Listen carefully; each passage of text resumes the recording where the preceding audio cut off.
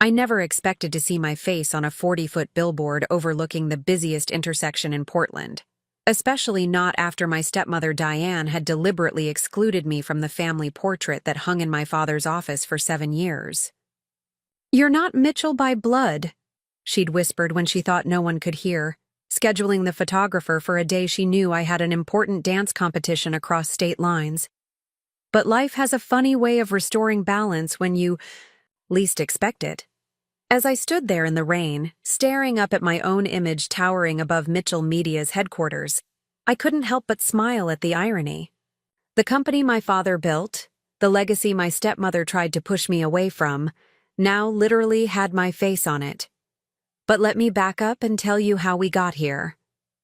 I'd love to know which corner of the globe you're watching from.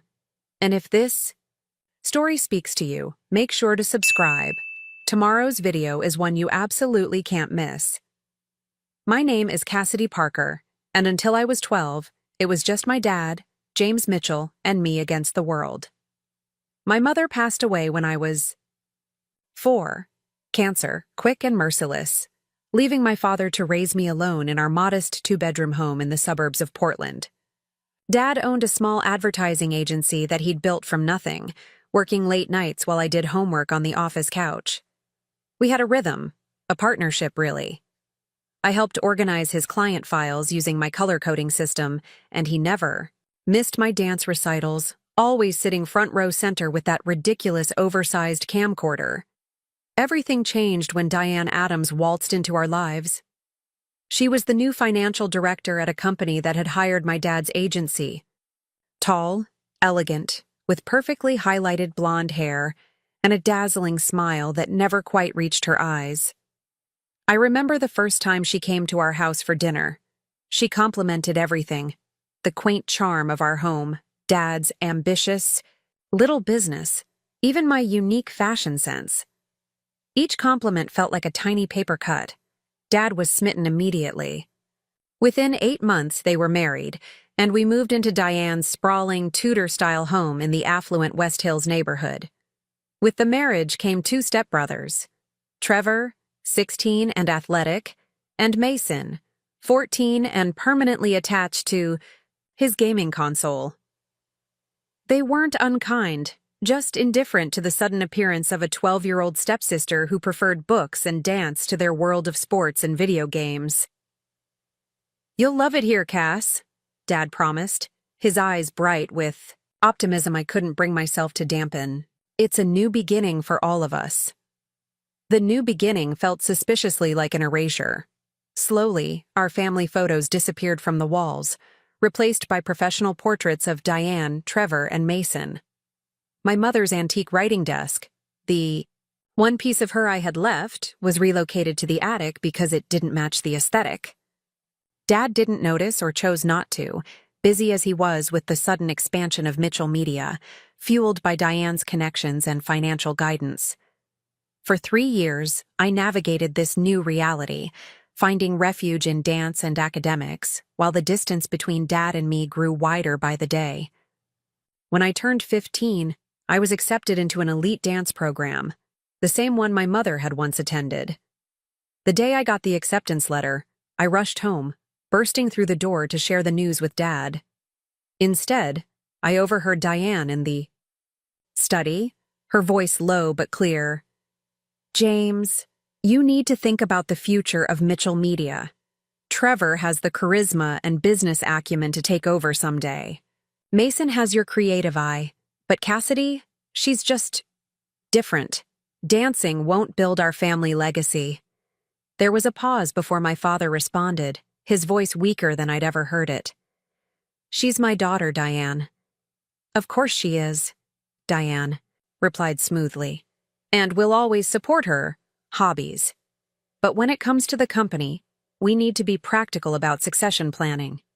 I stood frozen in the hallway, a letter clutched in my hand, as my father sighed in what sounded like defeat. "I suppose you're right. She's more like her mother anyway. Artistic, dreamy. Maybe the business world isn't for her." Something cracked inside me that day, not just my heart, but a fundamental understanding of my place in the world. The dad who had once believed I could do anything now saw me as somehow less than his stepsons, less practical, less valuable, less his. The exclusion from the family portrait happened 3 months later. Dad had mentioned a photographer coming on Saturday for an updated company website photo. Saturday was the regional dance competition I'd been preparing for all semester, a fact noted on the large family calendar hanging in the kitchen. "Oh, I completely forgot about your little dance thing," Diane said with practiced concern when I pointed out the conflict. "But we can't reschedule the photographer. He's booked solid for months, and we need these photos for the quarterly investor meeting." I looked to Dad, expecting him to intervene, to remember how important this competition was to me. Instead, he glanced at his watch and said, "Maybe we can get some nice shots of you when you're back, sweetheart." But when I returned Sunday evening, medal in hand and heart full of accomplishment no one was there to witness, the photography equipment was gone. Monday morning, I passed Dad's office and saw the new portrait hanging proudly behind his desk. Diane, Trevor, Mason, and Dad, a perfect nuclear family. No empty space suggesting someone was missing. No acknowledgement that I existed at all. I stood in the doorway, staring at the portrait until Dad noticed me. His eyes followed mine, and for a brief moment, I saw something like shame cross his face. "Cass," he began. "Congratulations on the competition, by the way," I said, my voice strangely calm despite the storm raging inside me. "I won first place. Mom would have been proud." I walked away before he could respond, something fundamental shifting inside me. That night, I sat at my window seat and made a decision that would change everything. If I wasn't going to be included in the Mitchell family legacy, I would build my own. A lot of love and effort went into bringing this story to life. If you're enjoying it, we'd be so grateful if you'd subscribe to our channel. Now, back to where we left off. That night, as I sat staring at the family portrait I wasn't part of, I realized something important. Breaking down wouldn't get me anywhere. Diane would probably love to see me in tears, convinced I was too emotional and impractical for the business world. Instead, I channeled my heart into something more productive, a plan. The next morning, I woke up earlier than usual. While the house was still quiet, I slipped into my father's home office. I wasn't looking for anything specific, just trying to understand what I was up against. Dad had always been open about his business with me before Diane came along. Now, it felt like entering foreign territory. Mitchell Media had transformed from the small agency I'd grown up in. There were now organizational charts, expansion plans, and financial projections I barely recognized. As I flipped through folders, a document caught my eye. Succession planning. My hands trembled slightly as I opened it. Inside was a detailed roadmap for the company's future, with Trevor slated to take over as CEO when Dad retired, and Mason positioned to lead the creative department. There was no mention of me anywhere. Carefully photographed the documents with my phone and returned everything exactly as I'd found it. This wasn't about sabotage. It was about knowledge. If I was going to navigate this situation, I needed to understand the terrain. At school that day, I sought out Mr. Callahan, my business studies teacher.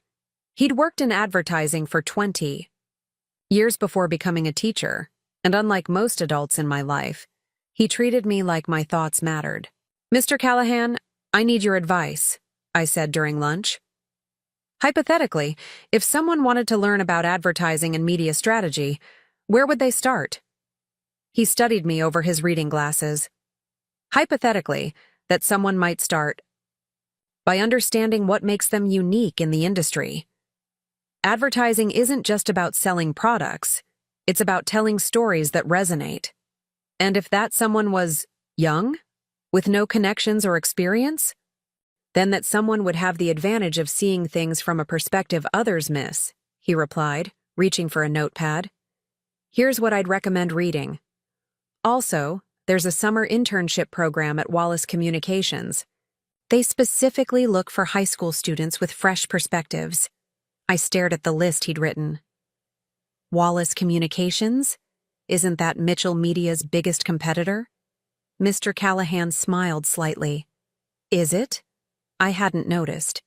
I left, with a reading list, an internship application, and the first stirrings of something that felt like hope. That afternoon, instead of going straight home, I headed to the public library and immersed myself in everything I could find about advertising, media strategy, and business management. For the next week, I maintained a careful facade at home. I was polite to Diane, cordial to my stepbrothers, and purposely distant with Dad. I stopped trying to share my achievements or connect. Instead, I observed. I noticed how Diane subtly undermined me in conversations, how she positioned her sons in Dad's attention, and how my father, once my biggest champion, had become a passive participant in his own household. "You're quiet these days, Cass," Dad remarked one evening as I was heading upstairs after dinner. "Just busy with school and dance," I replied with a neutral smile. "Everything okay?" For a moment, I almost told him. About the hurt, about finding the succession plans, about feeling erased from his life. But then Diane called from the kitchen.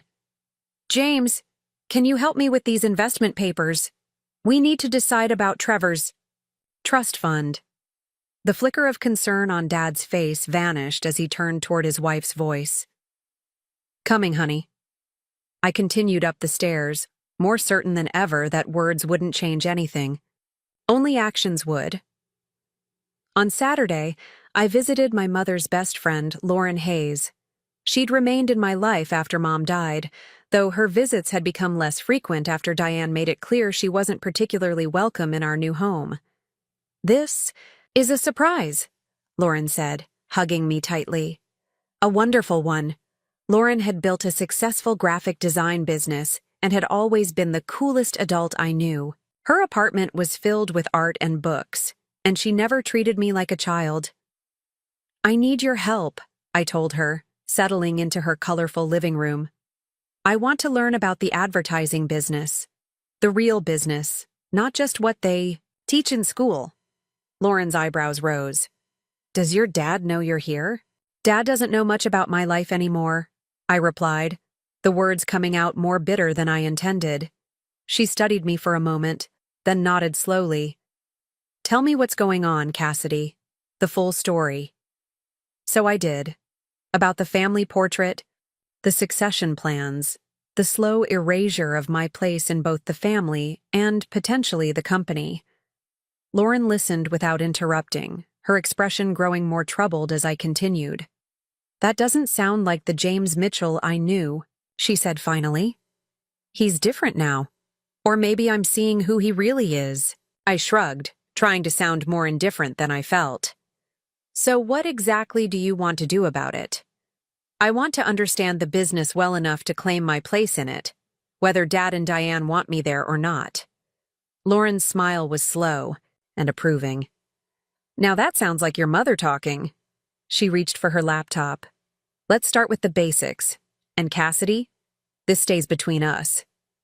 For the next 4 hours, Lauren gave me a crash course in advertising fundamentals, sharing insider knowledge about industry trends, client relationships, and creative strategy. She showed me campaigns she'd worked on, explaining the psychology behind effective advertising and the business acumen required to succeed. Before I left, she handed me a business card. "My friend Rachel owns a small agency across town. She's looking for a part-time assistant. The pay isn't much, but the experience would be invaluable." "Diane would never let me take a job," I said, reality crashing back in. "She thinks dance is already too distracting from schoolwork." "The position is virtual," Lauren replied with a wink. 10 hours a week, mostly on your own schedule. What Diane doesn't know won't hurt her." 2 days later, I had my first job in advertising. While Trevor and Mason played video games and Diane orchestrated their futures at Mitchell Media, I was learning the business from the ground up, working remotely for a small but innovative agency specializing in digital media. I created a separate email account and used my dance practices as cover for the hours I spent working and learning. Every weekday after school, I would go to the library, claiming to study, while actually completing tasks for Rachel's agency. I built my knowledge methodically: social media analytics, client communication, basic design principles. Each skill a building block for my future. The strangest part was how alive I felt. For the first time since Diane had entered our lives, I wasn't just reacting to circumstances. I was creating my own path. The hurt of exclusion was still there, but it no longer consumed me. Instead, it fueled my determination. 3 months into my secret apprenticeship, Rachel gave me my first solo project, creating a social media strategy for a local dance studio's summer program. The connection to my personal passion wasn't lost on me. "You have a natural talent for this," Rachel told me during our weekly check-in call. "You understand audience connection in a way many seasoned professionals don't." That night, I opened my laptop and found an email from Wallace Communications. They wanted me to interview for their competitive summer internship program. As I stared at the screen, a text from Dad appeared. "Family dinner tomorrow night at Riverside Grill to celebrate Trevor's acceptance to Penn State Business School. Diane says wear something nice for photos." I looked between the email and the text message, the contrast striking. In one world, I was valued for my mind and abilities. In the other, I was an afterthought, expected to smile for photos celebrating someone else's achievements. My response was simple: "I'll be there." But this time, I would be arriving with a strategy, not just hurt feelings. The Riverside Grill was exactly the kind of upscale restaurant Diane preferred, all crystal chandeliers and white tablecloths. As we were escorted to our table, I noticed several of Dad's business associates dining nearby. This wasn't just a family dinner. It was a strategic networking event disguised as a celebration. "Smile, everyone," Diane instructed as we sat down, her voice honey-sweet. "The Andersons just walked in, and they're potential investors." Trevor straightened his shoulders importantly, while Mason reluctantly put his phone away. Dad, looking distinguished in his tailored suit, nodded automatically at Diane's directive. I observed them all with new eyes, seeing not just my family, but players in a business strategy I was only beginning to understand. "Cassidy, darling," Diane said, her attention turning to me with practiced precision. "I've been meaning to ask, how is that dance thing going? Do you think you'll continue it in college, as a hobby?" The dismissive phrasing was deliberate, designed to minimize in front of witnesses. 3 months ago, I might have flinched or stammered. Instead, I smiled calmly. "Actually, I've been thinking about business pathways that combine creative and analytical skills. The advertising world seems particularly interesting." The momentary flash of alarm in Diane's eyes was worth every second of my preparation. "Advertising?" Dad perked up, looking at me directly for what felt like the first time in months. "You're interested in advertising?" "The industry is evolving so quickly," I continued, my voice steady, "especially with influencer marketing and targeted social media campaigns. The old models are becoming obsolete." Trevor snorted. "Since when do you know anything about marketing models?" I turned to him with a pleasant smile. "I read. You should try it sometime."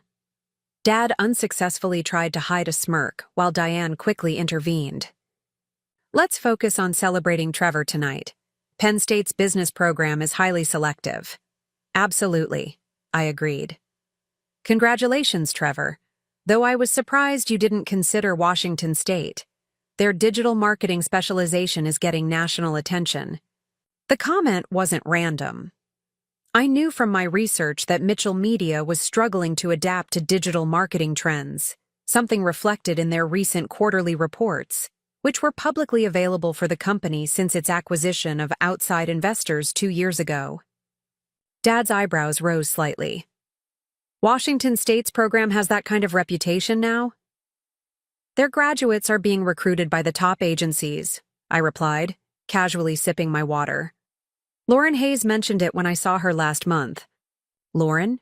Dad's voice carried a note of surprise. You've been seeing Lauren? We meet for lunch sometimes. She's been helpful with some research I've been doing. Diane's perfectly manicured nails tapped against her water glass. Lauren Hayes always was a bit unconventional. I'm not sure she's the best influence. She was Mom's best friend, I interrupted, my tone still pleasant but firm. And she's one of the most respected graphic designers in Portland. Dad looked genuinely torn, caught between his current wife and memories of a past he'd been encouraged to forget. Lauren is talented, he acknowledged quietly. The waiter arrived to take our orders, temporarily diffusing the tension.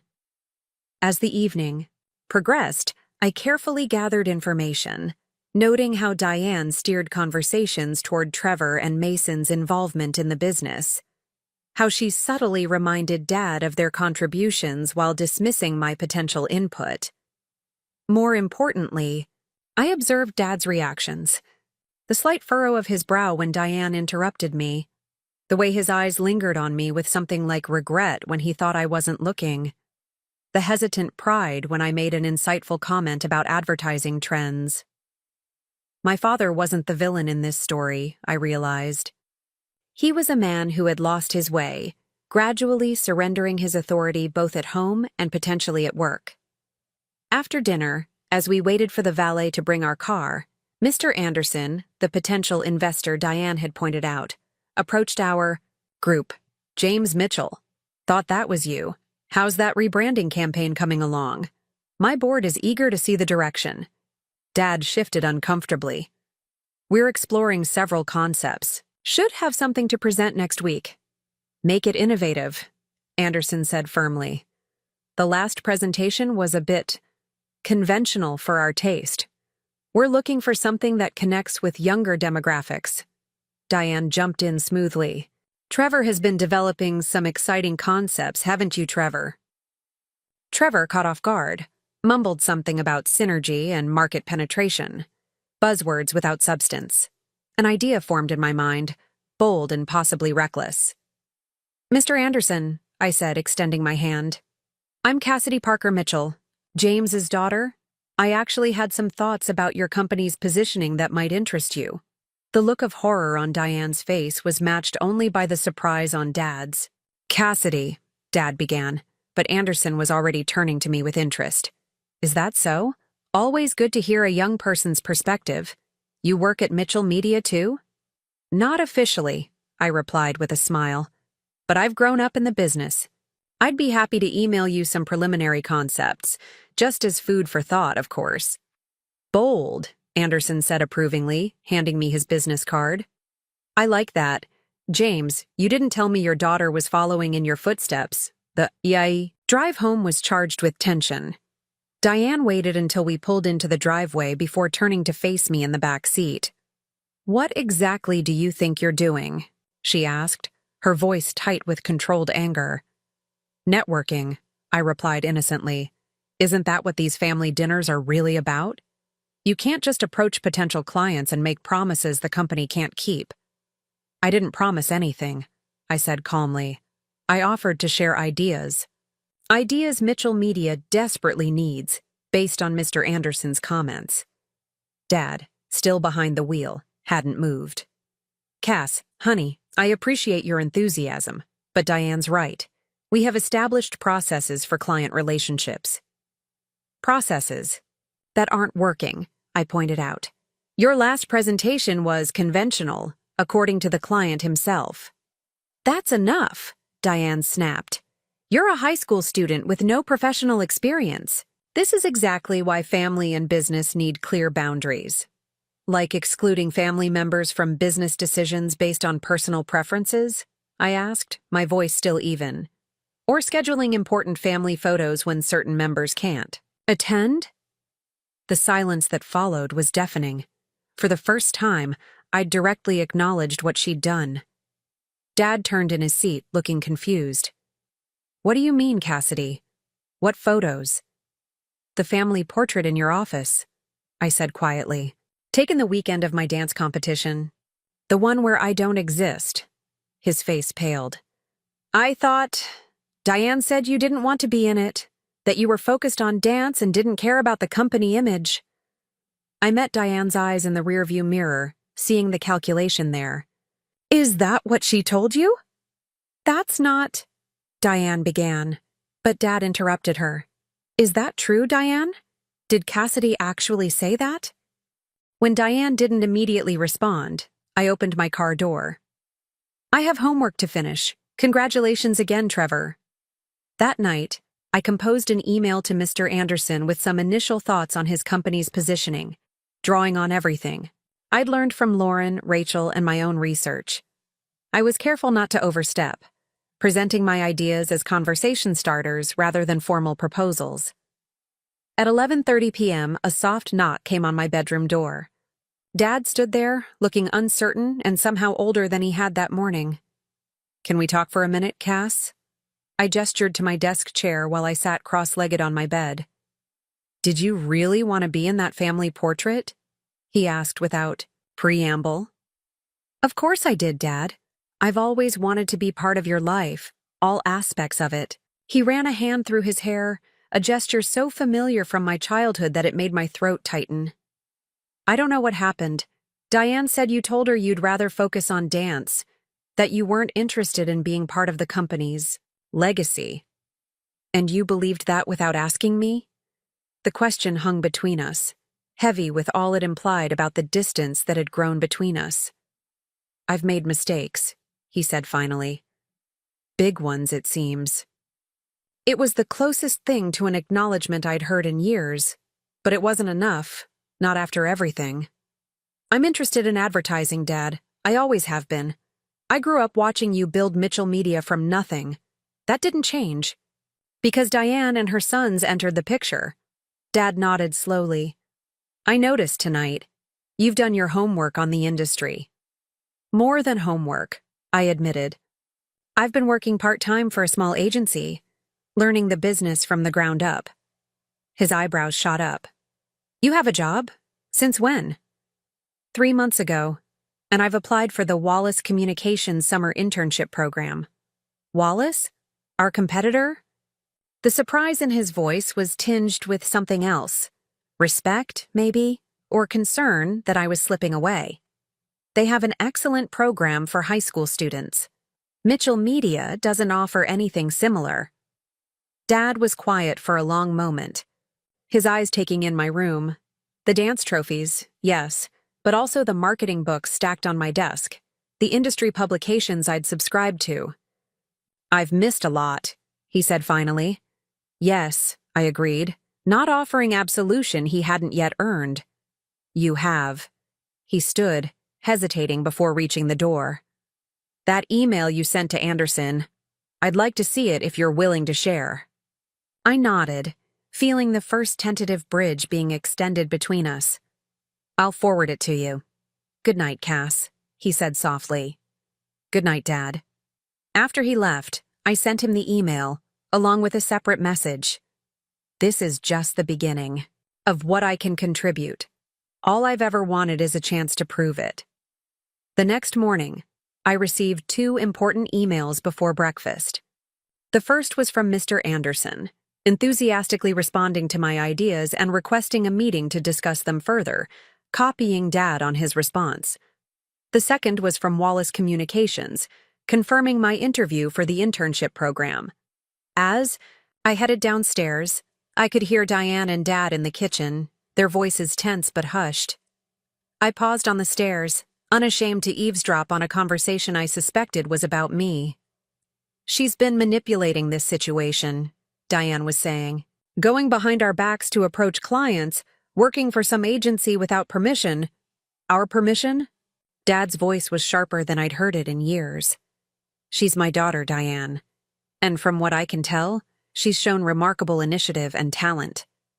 She's trying to insert herself into Mitchell Media after showing no interest for years." "That's not true, and I think you know it," Dad replied quietly. The question is why you felt the need to keep her at a distance in the first place. Their voices dropped lower, and I continued downstairs, my mind racing. For the first time in years, Dad was questioning Diane's narrative about me.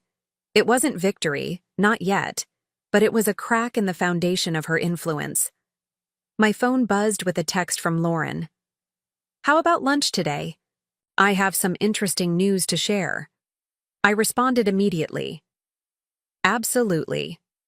12:30 at Jasper's Cafe?"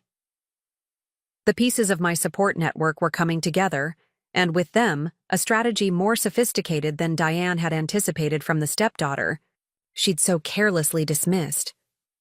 Jasper's Cafe was bustling with the lunch crowd when I arrived, but I spotted Lauren immediately at a corner table, her vibrant red hair impossible to miss.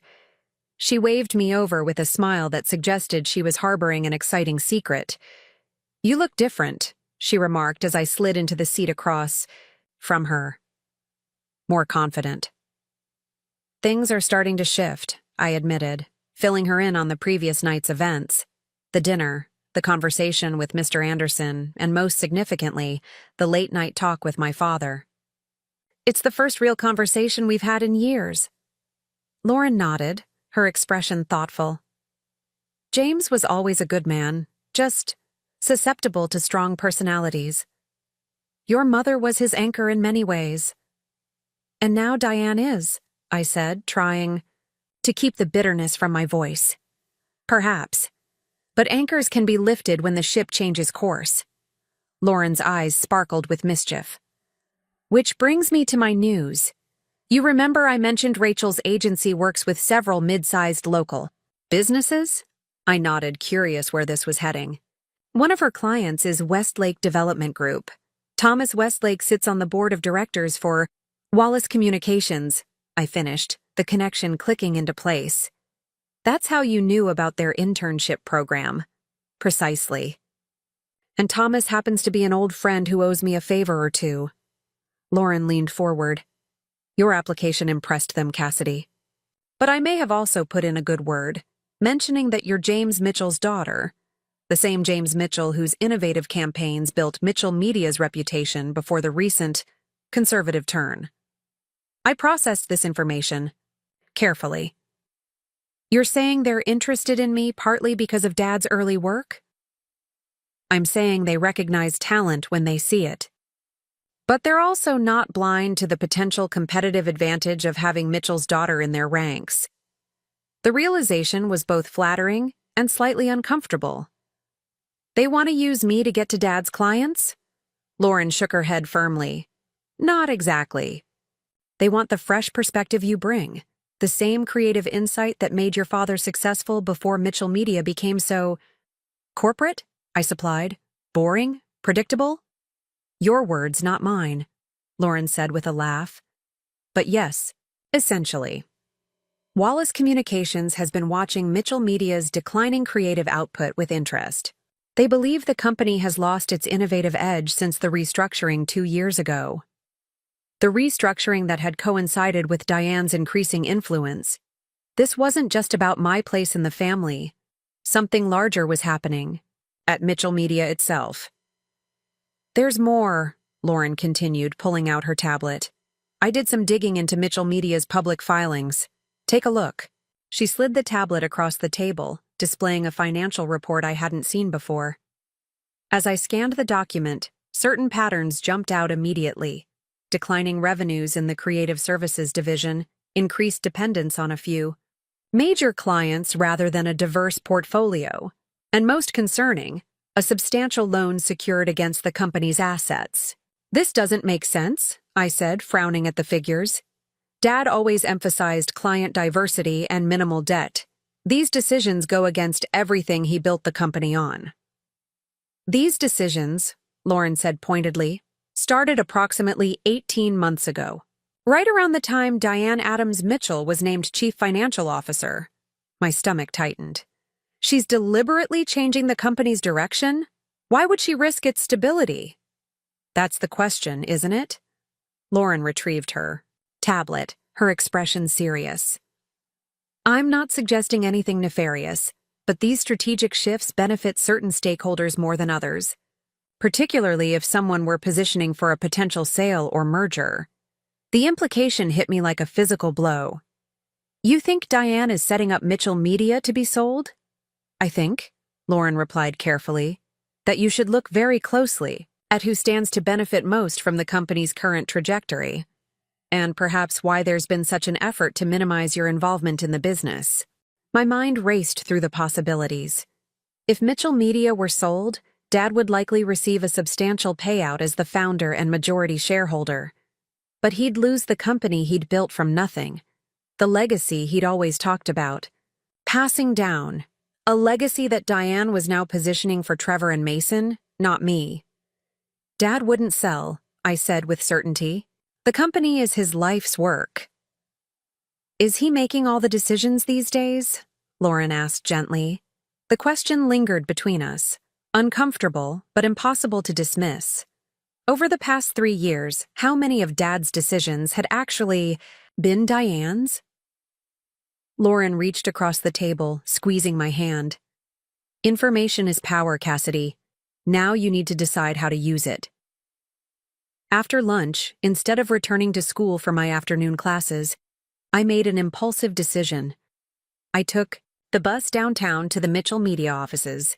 I hadn't been there in over a year, not since Diane had suggested that my visits distracted the staff from their work. The receptionist, Angela, who'd known me since I was in pigtails, broke into a wide smile when I walked in. Cassidy Parker! What a wonderful surprise! It's good to see you too, Angela, I said, returning her warm hug. Is my dad in? He's in a meeting, but they should be wrapping up soon. You want to wait in his office? I nodded, grateful for her casual acceptance of my presence. As she led me through the open workspace, I noticed subtle changes since my last visit. The colorful concept boards that once lined the walls had been replaced with more corporate-looking displays. The creative teams area, once buzzing with energetic collaboration, now consisted of orderly cubicles where designers worked quietly in isolation. Place has changed a bit, Angela remarked, noticing my observations. Lots more structure these days. I can see that, I murmured. Is everyone happy with the new direction? Angela's hesitation told me everything I needed to know. Change is always an adjustment, she said diplomatically. Here we are. Make yourself comfortable, and I'll let your dad know you're here when he's free. Dad's office had changed too. The eclectic collection of client mementos and industry awards had been reorganized into a more austere display. The comfortable visitor chairs had been replaced with sleek but less inviting modern pieces. And there, behind his desk, hung the family portrait that excluded me, Diane, Trevor, Mason, and Dad smiling as if nothing was missing. I walked around the office slowly, taking in the details. On his desk sat several folders marked confidential, one of which was partially open. Normally, I would have respected his privacy, but Lauren's concerns echoed in my mind. I glanced toward the door to ensure I was still alone, then carefully lifted the folder's cover. Inside was a document titled Preliminary Acquisition Proposal, North Star Media Group. My heart pounded as I quickly scanned the contents. The proposal outlined terms for North Star's acquisition of Mitchell Media, with specific provisions for executive retention, asset valuation, and, most tellingly, a substantial advisory fee to be paid to Diane Adams Mitchell for facilitating the transaction. I heard voices approaching in the hallway and quickly closed the folder, moving away from the desk. Through the glass wall of the office, I could see Dad speaking with 2 men in expensive suits, Diane at his side, her hand proprietarily on his arm. When Dad noticed me through the glass, surprise registered on his face, quickly followed by what looked like genuine pleasure. He excused himself from the group and entered the office, closing the door behind him. Cassidy! This is unexpected. He embraced me briefly, the gesture slightly awkward but sincere. I thought we could grab coffee, I said, trying to sound casual, despite the document I'd just discovered. But I see you're busy with potential buyers? The slight flinch told me my guess had hit home. Those are business associates, he said carefully. North Star Media is a potential partner we're exploring opportunities with. Partner or purchaser? I asked directly. Dad's eyes narrowed slightly. What have you heard? I saw the proposal on your desk, I admitted. It looks more like an acquisition than a partnership. You shouldn't be looking at confidential documents, he said, though without real anger. He sighed, running a hand through his hair. It's complicated, Cass. The industry is changing, and sometimes consolidation is the most strategic move. Is that what you believe, or what Diane has convinced you to believe? The office door opened before he could respond, Diane entering with a tight smile that didn't reach her eyes. Cassidy, what a surprise. Shouldn't you be in school? Study. Hall, period. I lied smoothly. I thought I'd surprise Dad with coffee, but I see he's in meetings. Important meetings, Diane emphasized. We're discussing the future direction of Mitchell Media. So I gathered, I replied, meeting her gaze directly. The North Star acquisition must be a big decision. Diane's smile froze as her eyes darted to the folder on Dad's desk, then back to me. These are complex business matters that don't concern a high school student. They concern a daughter whose family legacy is being sold out from under her, I countered. Dad stepped between us, his expression troubled. No decisions have been made, Cassidy. We're exploring options, that's all. Options that include a special advisory fee for Diane? I challenged, watching his face carefully. Did you know about that particular clause, Dad? The momentary confusion in his eyes was answered enough. He turned to Diane. What advisory fee? Diane recovered quickly, her tone shifting to one of practiced patience. It's standard practice, James, for the CFO who structures the deal. Nothing unusual. It's unusual if the CFO is also the founder's wife, pushing for a sale that transforms a family legacy into a personal payday, I said, my voice steadier than I felt. That's enough, Diane snapped, her mask of civility slipping. You have no understanding of business realities. Mitchell Media needs strategic direction that your father's outdated approach can't provide. Dad's head swiveled between us, clearly struggling to process this confrontation and the revelations behind it. Wait, Diane, what exactly? Mr. Mitchell? Angela's voice came through the intercom. The North Star representatives are asking if you'll be rejoining the meeting. Diane seized the interruption. We'll be right there, Angela. She turned to me, her voice low. You should go, Cassidy. Your father has important decisions to make without emotional interference. I looked at Dad, searching for some sign that he recognized the manipulation happening right in front of him. His expression was conflicted, torn between his business obligations and the dawning realization that something wasn't right. We'll talk later, Cass, he promised. Tonight, okay? I nodded, gathering my bag. Sure, Dad. Tonight. As I passed Diane, I added quietly, I know what you're doing. And I'm not the only one. Her perfectly composed expression flickered just slightly, enough to confirm that my discovery had rattled her. As I left the office, I heard her already, redirecting Dad's attention back to the North Star meeting, her voice smooth and persuasive. Walking through the creative department on my way out, I noticed a young designer working on what appeared to be concepts for the Anderson account. The same client who had expressed dissatisfaction with Mitchell Media's conventional approach. I paused by his desk. Those are for Anderson Properties? He glanced up, surprised. Yeah, not that it matters. Whatever we create, the final presentation will be watered down to match the Mitchell Media brand standards. The air quotes and eye roll made his frustration clear. What if it didn't have to be? I asked. What if you could present something truly innovative? He laughed without humor. Then I'd be working at a different agency. Management doesn't take risks anymore.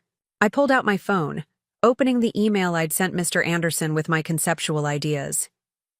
Take a look at these. Anderson already expressed interest in this direction. The designer, Jason, according to his nameplate, scrolled through my ideas, his eyebrows rising. This is actually really good. Fresh perspective, but still strategically sound. Who came up with this? I did, I said simply.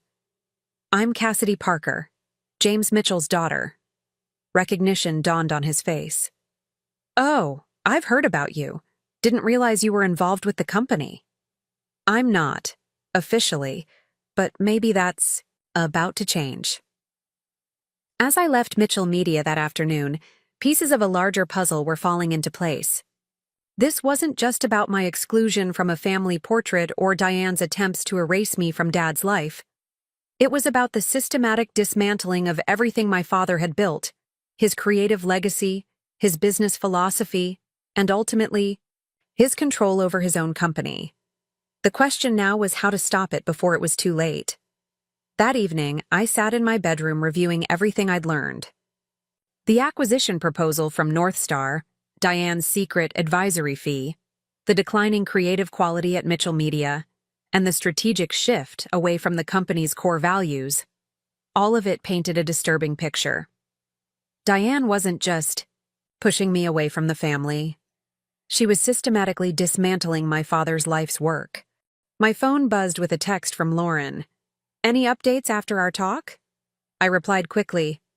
Found acquisition proposal from North Star Media. Diane gets a special fee for facilitating. Dad seems partly in the dark. Her response came seconds later. Not surprised. Dinner tomorrow? I have someone you should meet. Before I could respond, there was a soft knock at my door. Dad stood there looking tired but determined. Can we talk now, Cass? I nodded, putting my phone aside. He sat at my desk chair while I remained on the edge of my bed, the distance between us filled with 3 years of accumulated silence. I spoke with Diane about what you said, he began carefully. She explained that the advisory fee is standard, practice in acquisitions. Did she explain why she didn't tell you about it up front? I countered. Or why is she pushing to sell the company you built from nothing? Dad sighed, rubbing his temples. Mitchell Media is struggling, Cassidy. The market has changed. Digital disruption, social media dynamics. We're not adapting quickly enough.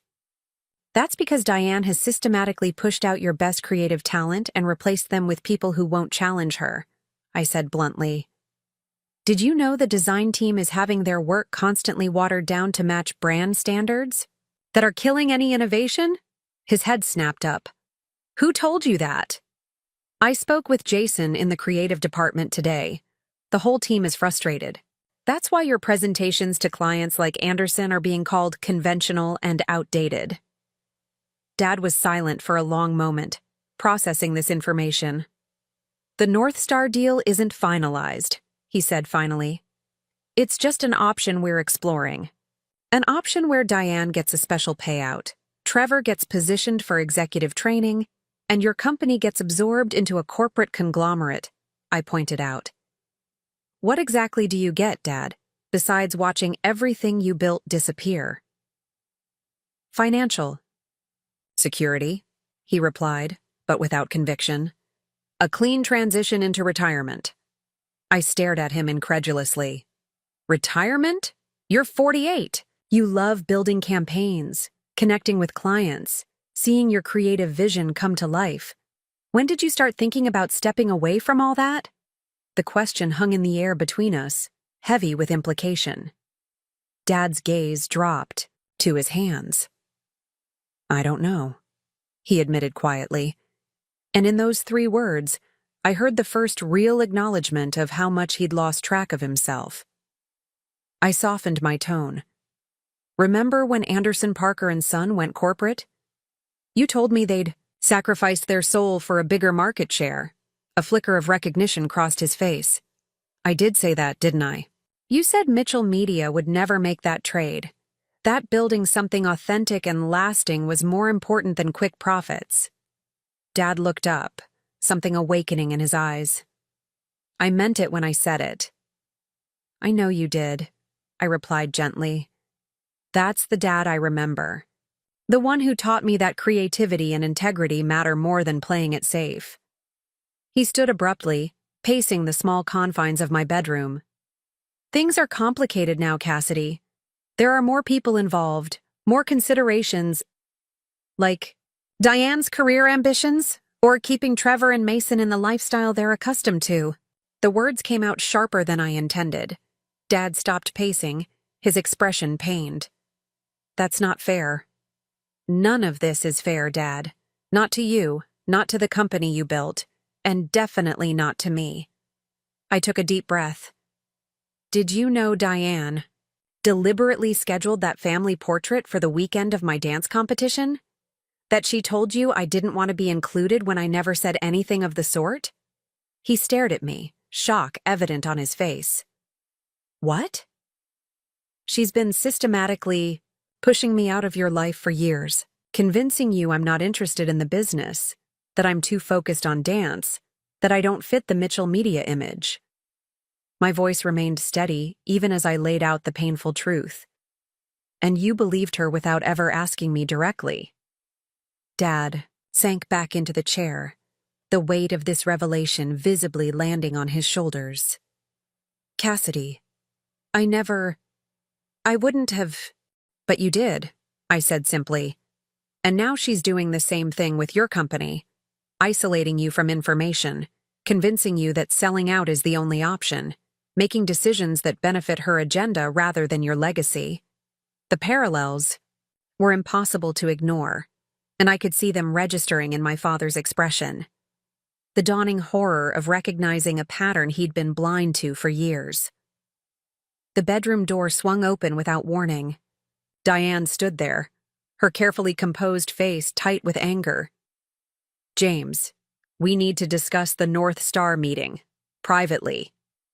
The interruption was so typical of her tactics that I almost laughed. Of course she'd been listening, waiting for the perfect moment to derail our conversation. Dad didn't move from his seat. We're talking, Diane. I'll be down later. Her eyes widened slightly at his resistance. The discussion with North Star is time-sensitive. They need our response by tomorrow morning. Then they can wait until tomorrow morning, Dad replied firmly. This conversation with my daughter is more important right now.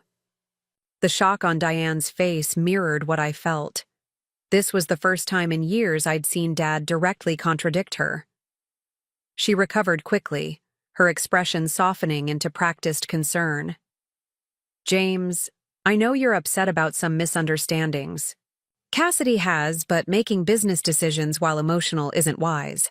North Star won't wait forever, and this opportunity is too important to jeopardize over teenage drama. The dismissive framing was classic Diane, minimizing my concerns. While positioning herself as the rational adult in the room, I waited for Dad to cave as he always had before. Instead, he stood, his voice quiet but firm. The only thing I'm jeopardizing right now is this conversation with Cassidy. Everything else can wait. Diane's mask slipped, just for a second, revealing the cold calculation beneath. I see. Well, when you're ready to discuss the actual future of our family business, I'll be in the study. She pulled the door closed with controlled force as she left. Dad turned back to me, something resolute in his expression. I need to know everything, Cassidy. Not your interpretation or Diane's, but facts. When did this start? What exactly has been happening at Mitchell Media that I haven't seen? For the next hour, I methodically laid out everything I'd observed and learned, from the family dynamics to the business decisions, from Diane's subtle manipulations to the concrete evidence of the company's changing direction. I showed him the research I'd been doing, the industry trends I'd been tracking, even my freelance work with Rachel's agency. You've been doing all this while maintaining your grades and dancing? He asked, with genuine amazement in his voice. I wanted to understand the business from the ground up, I explained. Not just Mitchell Media specifically, but the industry as a whole, how it's changing, where the opportunities are. Dad was quiet for a long moment. I've underestimated you, Cass. Badly. The simple acknowledgement meant more than any elaborate apology could have. Yes, I agreed. You have. So what now? He asked, and the question surprised me. My father, the successful business owner, asking his high school daughter for directions. First, you need to review the North Star proposal with fresh eyes, and preferably with an advisor Diane doesn't. Influence. Look carefully at what you'd be giving up versus what you'd be gaining. He nodded slowly. And, second, talk to your creative team directly, without Diane present. Find out what's really happening with client work, why innovative concepts are being diluted, how the company culture has changed. What else? I hesitated before saying the hardest part. You need to decide if Diane's vision for Mitchell Media and for our family aligns with yours. Because right now, she's steering both in directions you never wanted to go. Dad ran a hand through his hair, a gesture so familiar it made my heart ache for simpler times. When did you get so wise, Cassidy? I've had a lot of time to observe. From the sidelines, I replied without bitterness. Sometimes you see patterns more clearly when you're not in the middle of them. He stood, hesitating before awkwardly pulling me into a hug that felt both foreign and desperately familiar. I've missed you, Cass, more than I realized until right now. I allowed myself to relax into the embrace, just for a moment. I've missed you too, Dad. After he left, I texted Lauren. Dinner tomorrow sounds good. Things are moving faster than expected. Dad finally sees through Diane's manipulation. Her reply came quickly. Excellent. 7 p.m. at my place. Bringing someone from Wallace Communications. Get ready for your interview. I stared at the message, a plan forming in my mind. If Mitchell Media was at a crossroads, perhaps there was a third path forward. One neither Diane nor North Star had considered. But I'd need allies, evidence, and perfect timing. The next morning, at breakfast, the tension was palpable. Diane maintained a frigid silence while Trevor and Mason exchanged confused glances, sensing the shift in family dynamics without understanding its cause. Dad, for his part, seemed more alert than I'd seen him in years, watching Diane with new awareness. I'll be late tonight, I announced, spreading jam on my toast. Dinner with Lauren Hayes. On a school night? Diane questioned, her tone suggesting disapproval. She's introducing me to someone from Wallace Communications for my internship interview. Dad looked up from his coffee. The interview is confirmed then? I nodded. Tomorrow afternoon. Well done, Cass. The simple praise from my father made Diane's eyes narrow dangerously. You're encouraging this? She asked him. Our competition? I'm encouraging my daughter's interest in the industry, Dad replied evenly. Mitchell Media doesn't offer internships for students her age. Wallace does. Seems straightforward. The matter-of-fact support left Diane momentarily speechless. Trevor, never particularly intuitive, broke the awkward silence. So you're like, going to work for the enemy? I smiled pleasantly. I'm exploring opportunities to learn about advertising from multiple perspectives. Isn't that what you're doing at Penn State? Broadening your horizons? Before he could respond, Dad stood. Cassidy, would you like a ride to school? I'm heading downtown early for some meetings. Sure, I agreed, recognizing the opportunity for uninterrupted conversation away from Diane's vigilance. As we pulled out of the driveway, I noticed Diane watching from the front window, her expression calculating. Whatever came next, I knew one thing for certain. The confrontation had only just begun. The drive to school with Dad gave us valuable time to strategize without Diane's watchful presence. I reviewed the North Star proposal again last night, Dad said as we navigated morning. Traffic. Really reviewed it, not just skimmed the executive summary Diane prepared. And? I prompted. It's worse than I thought. The terms heavily favor their executives taking control of creative direction immediately. Most of our team would be evaluated for redundancies, corporate speak for mass layoffs. My stomach tightened. What about you?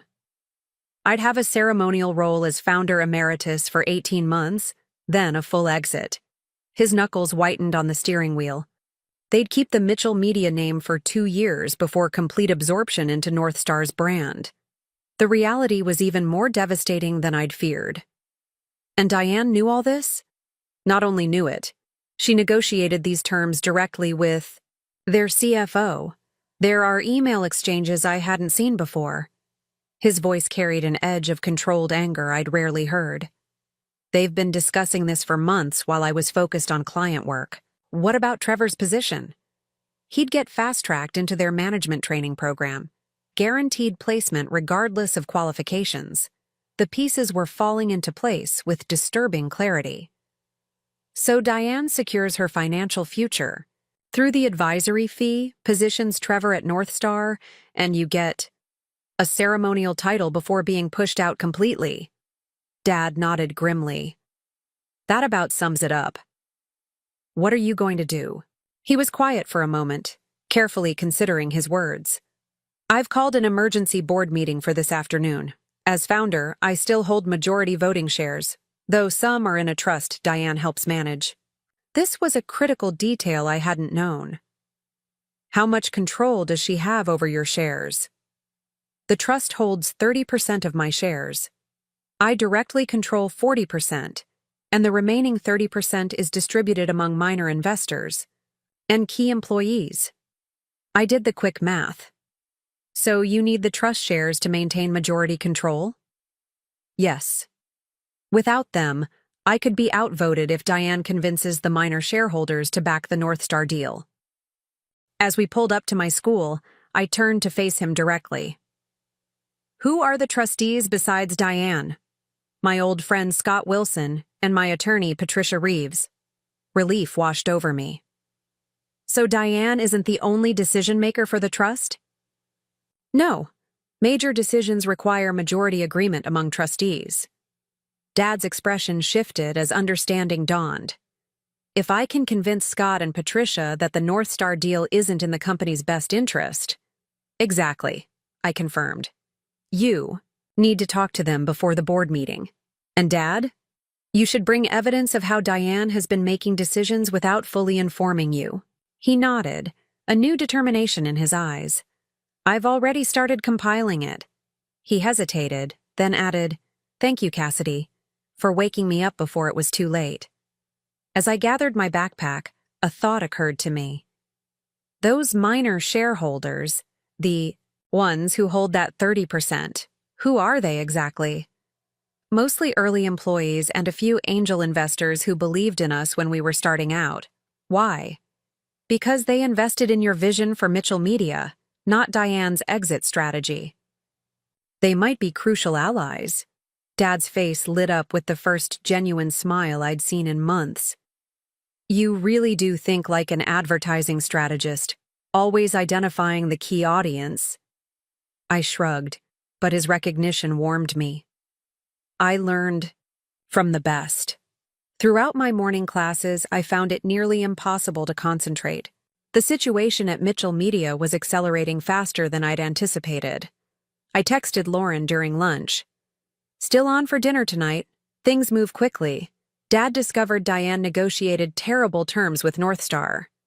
Her reply came immediately. Definitely still on. My contact from Wallace will be there. Also, check your email. Send something you should see. I ducked into the library and opened my email. Lauren had forwarded an industry newsletter with the subject line, Executive Movements. I scrolled through until a familiar name jumped out. North Star Media Group announces Bradley Winters as new Chief Strategy Officer. Winters, previously with Adams Financial Consulting, brings experience in mergers and acquisitions with a focus on media properties. Adams Financial Consulting, Diane's former company before she married Dad. Bradley Winters had been her colleague. I remembered him from early family dinners when Diane was still trying to ingratiate herself. This couldn't be a coincidence. Diane wasn't just facilitating a deal with North Star. She had a direct connection to their executive team. I forwarded the newsletter to Dad with a short message. You should know about this connection before the board meeting. By the time the final bell rang, my nerves were stretched thin with anticipation. I'd received a brief text from Dad. Board meeting in progress. We'll update later. Instead of heading home, I went directly to Lauren's apartment, arriving 2 hours before our scheduled dinner. She answered the door in paint-splattered jeans, her red hair pulled into a messy bun. "You're early," she observed, stepping aside to let me in. I couldn't go home, I admitted.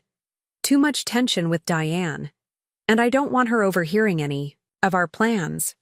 Lauren nodded in understanding. You made a wise choice. Robert from Wallace isn't arriving until 7, but we can use this time to prepare. How exactly? She grinned, leading me into her home office where a large whiteboard was covered with notes and diagrams. I've been thinking about your situation from a strategic perspective. If Mitchell Media is at a crossroads, we need to be ready with an alternative path forward, one that doesn't involve North Star swallowing the company whole. I stared at the detailed analysis she'd mapped out, company valuation estimates, market positioning considerations, potential restructuring options. You've been working on this for me? I asked, genuinely touched by her investment in my situation, for your father, and frankly, for what Mitchell Media represents in this market. James built something special before Diane started dismantling it. The industry needs companies with authentic creative vision, not just corporate conglomerates, chasing quarterly numbers. For the next hour, Lauren and I refined what she called the restoration plan, a comprehensive strategy to revitalize Mitchell Media by returning to its creative roots while incorporating modern digital approaches. We were deep in discussion when my phone rang. Dad's name flashed on the screen. How did the board meeting go? I asked immediately. His voice was tight with controlled emotion. It was illuminating. Diane didn't expect me to come prepared with the full North Star contract details, or to have spoken with Scott and Patricia beforehand. And? The board has tabled the North Star, discussion pending a more complete analysis of alternatives. I've been authorized to explore other strategic options before making any decisions about the company's future. Relief washed over me. That's fantastic, Dad. It's a start, he cautioned. Diane is furious, of course. Called an impromptu meeting with Trevor, Mason, and her attorney after the board dispersed. Her attorney? Not the company's attorney? Exactly. His voice lowered. Cassidy, there's something else you should know. I had our IT director check Diane's company email after I saw that newsletter you sent. She's been in regular contact with Bradley Winters for months, discussing not just the Mitchell Media acquisition, but her future role at North Star after the deal closes. The confirmation of her betrayal was still shocking despite all the evidence we'd already gathered. She was planning to join them? As a senior VP of finance with a substantial compensation package. The emails make it clear this has been in motion since before she began pushing for the sale. I processed this information, its implications rippling through every interaction I'd observed. Dad, this goes beyond bad business judgment. She's been intentionally working against the company's interests while serving as CFO. That's a breach of fiduciary duty. The silence on the line suggested he'd reached the same conclusion. Patricia is reviewing the legal options. In the meantime, I've called an emergency executive session for tomorrow morning to address the conflict of interest. Diane doesn't know about the emails? Not yet. She knows something's changed, but not the extent of what I've discovered. His voice carried a note of weariness I could understand. Learning your spouse has been systematically undermining both your business and family isn't easy to absorb. Where are you now? I asked. At the office. I'll be here late reviewing documents with Patricia. It's probably better if I don't come home tonight. The situation was escalating faster than I'd anticipated. Dad, If you're not coming home, I don't think I should either. Diane's going to be looking for someone to blame, and I'm an easy target. He was quiet for a moment, the implications settling. You're right. Where will you stay? I'm at Lauren's now. I can stay here tonight. I glanced at Lauren, who nodded immediate agreement. Good. I'll call you in the morning after the executive session. And Cassidy? Be careful. Diane won't take this challenge to her plans lightly. After we hung up, I filled Lauren in on the developments. Her expression grew increasingly serious as I relayed the extent of Diane's deception. This is no longer just about family dynamics or even company strategy, she observed. Your father is dealing with potential corporate malfeasance. The legal and financial implications could be significant. I sank onto her sofa, suddenly overwhelmed by the escalating situation. I just wanted to secure my place in the family and the company. I never imagined it would uncover something this serious. Lauren sat beside me, her expression gentle but firm. When you start pulling on loose threads, you never know what might unravel. But remember, this isn't your doing. Diane created this situation with her actions. My phone buzzed with a text from Trevor. Where are you? Mom is freaking out. Says, Dad's trying to ruin everything. I showed Lauren the message. What do I tell him? Nothing substantive, she advised. Trevor's loyalty is to his mother, understandably. Anything you say could get back to Diane. I typed a careful response. Staying at a friend's tonight to study for exams. What's going on? His reply came quickly. Mom won't say exactly. Something about Dad blocking an important business deal because of you. The blame was already being shifted my way, exactly as I'd feared. Before I could respond, another text arrived, this one from Mason, whose messages were typically rare. Cass, whatever's happening with the parents is intense. Mom's calling her attorney and packing stuff in boxes. Are you okay? This was unexpected. Mason, reaching out with what seemed like genuine concern rather than accusation. I replied honestly, I'm okay. Staying with a friend tonight. Are you all right? Confused, he texted back.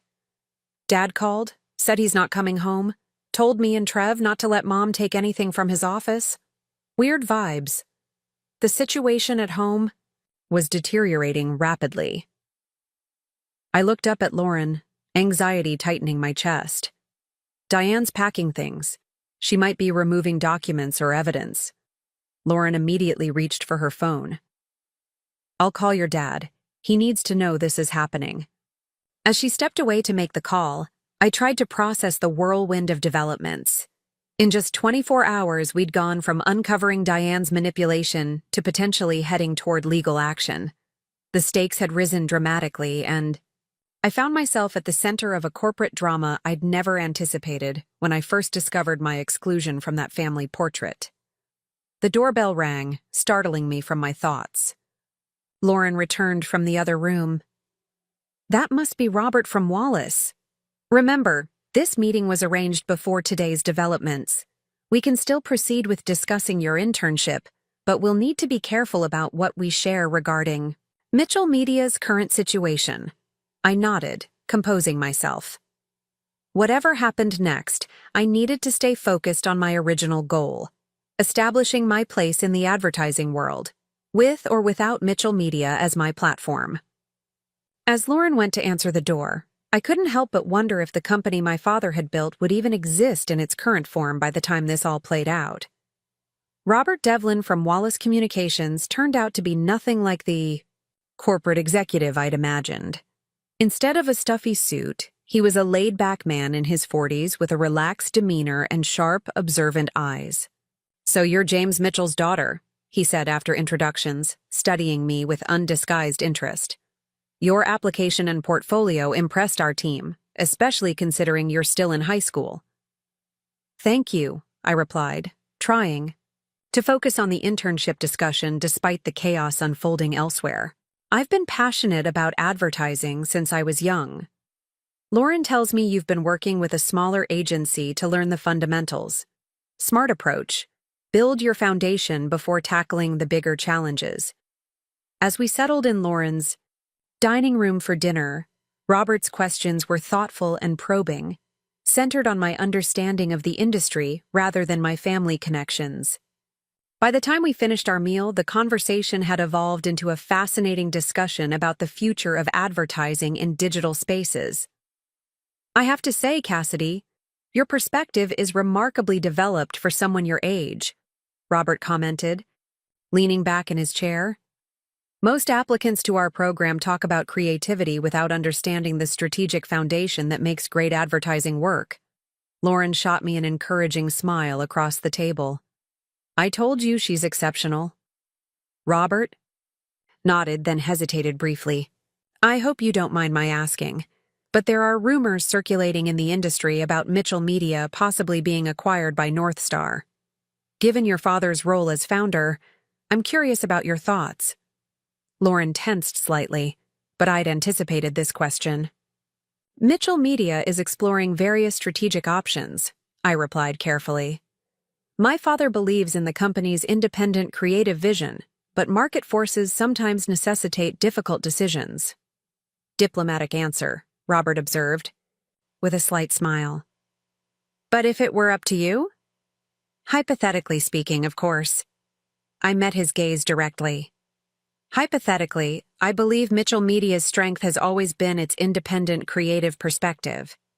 Large conglomerates like North Star excel at scale, but often sacrifice the innovative edge that boutique agencies provide. The ideal path forward would preserve that creative independence while addressing modern market challenges. Robert exchanged a look with Lauren that I couldn't quite interpret. Well, he said finally, I think we've covered enough for tonight. Cassidy, consider this your formal interview for the Wallace Communications Internship Program. I'll be recommending your immediate acceptance. Thank you, I said, genuine gratitude cutting through my preoccupation with the family crisis. I appreciate the opportunity. After Robert left, Lauren turned to me with an appraising look. You handled that perfectly. Professional but not revealing anything sensitive about Mitchell Media's current situation. It wasn't just tact, I admitted. I genuinely believe what I said about preserving the company's creative independence. Lauren nodded thoughtfully. Robert picked up on that authenticity. But there was something else happening tonight that you might not have noticed. He wasn't just evaluating you for an internship. What do you mean? My phone buzzed before I could ask her to elaborate. It was a text from Dad. Executive session scheduled for 7 a.m. Patricia has prepared documents regarding Diane's conflict of interest. You're mentioned as having provided key insights that led to the discovery. Okay to include you in this capacity? I showed Lauren the message. He's asking if I want to be officially associated with exposing Diane. This could make things even worse at home. It's already worse, Lauren pointed out gently. Diane knows you've been instrumental in challenging her plans. The question now is whether you want formal recognition of your role in protecting Mitchell Media. Put that way, the answer seemed clear. I texted back, yes, including me. I stand by what we've discovered. Dad's reply was immediate. Proud of you, Cass. Get some sleep. Tomorrow will be intense. Sleep, however, proved elusive. My phone continued buzzing with messages from both Trevor and Mason as the situation at home apparently deteriorated. Trevor Z. Texts grew increasingly accusatory, clearly receiving Diane's version of events. Dad's throwing away everything for a meaningless power trip. Mom says it's because you've been feeding him lies. Mason's messages, by contrast, remained neutral but concerned. Mom took stuff from Dad's office before I could stop her. She told Trevor it's her financial records but wouldn't let him see. Is something sketchy happening? I responded only to Mason, keeping it simple. Things are complicated right now. Best to wait for Dad to explain everything. Around midnight, a final text came from Dad. Diane has removed files from the home office. It confirms she also deleted emails from the server, but we have backups. Stay where you are. Patricia is seeking an emergency injunction regarding company documents. The legal terms were unfamiliar, but the message was clear. This had escalated beyond family drama into potential corporate legal action. I showed Lauren the message. An injunction means they're asking a court to prevent Diane from destroying or hiding documents relevant to her conflict of interest, she explained. This is serious, Cassidy. Your father is taking formal legal steps to protect the company from her actions. I barely slept that night, my mind racing with possible outcomes and their implications for both Mitchell Media and our fragmented family. By dawn, I'd given up on rest and was sitting with Lauren at her kitchen counter, drinking strong coffee and reviewing notes for my Wallace Communications interview later that day. You could reschedule, Lauren suggested, noting my exhaustion. Given the circumstances, they'd understand. I shook my head firmly. No matter what happens with Mitchell Media, I need this opportunity on my own merits. I can't let Diane's actions derail my plans. At 7:30 a.m., Dad called from the executive session. Diane has been temporarily removed as CFO pending investigation of her communications with Northstar, he reported, his voice tight with controlled emotion. The board voted unanimously after reviewing the evidence. Even the minor shareholders? I asked, knowing their votes were crucial, especially them. They were furious about being misled regarding the acquisition terms. He paused.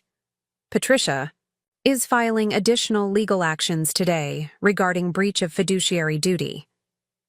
The implications were staggering. What happens now? Things will move quickly on the legal front. On the family side. He sighed heavily. I'm not sure, Cassidy.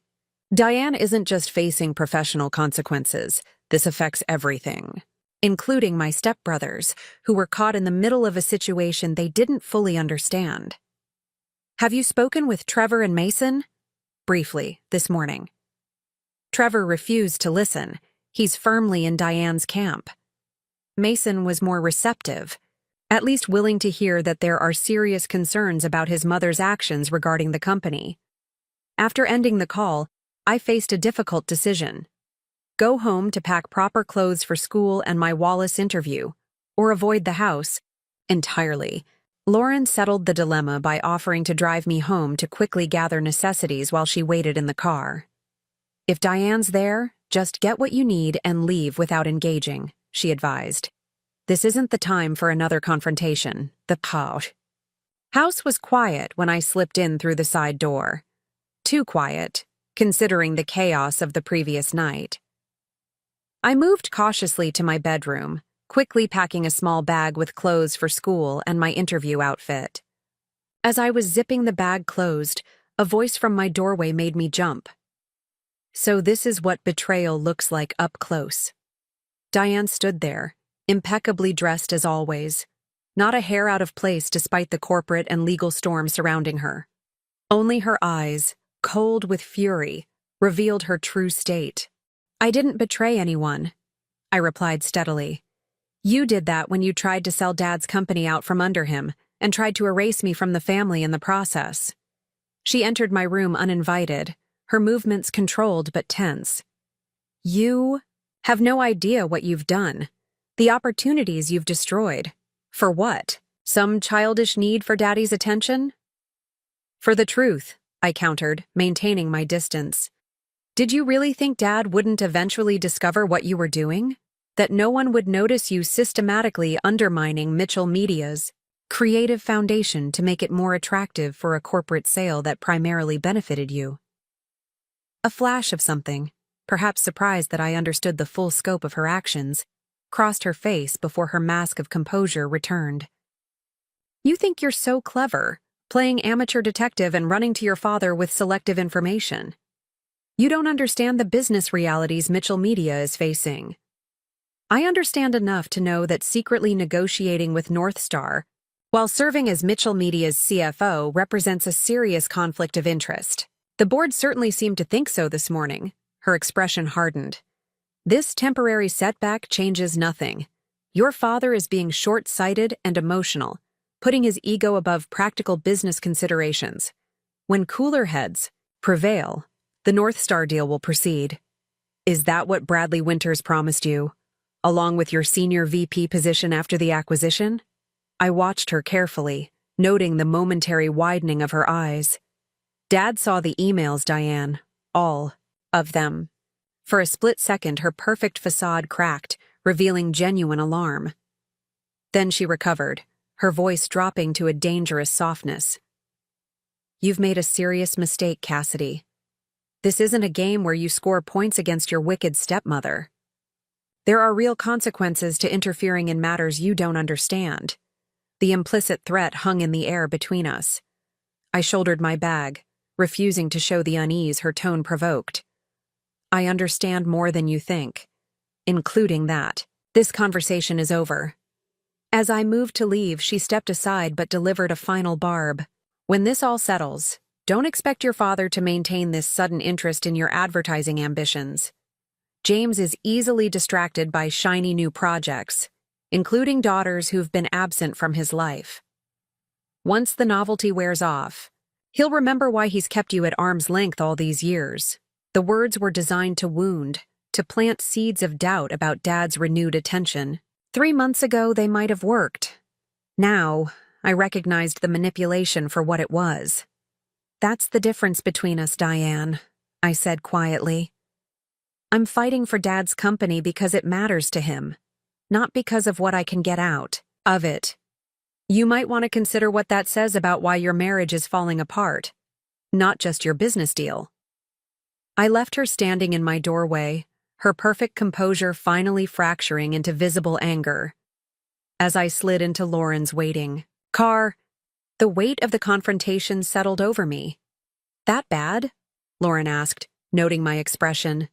Diane was there. She's not giving up on the North Star deal, and she seems to think this is all just a temporary setback.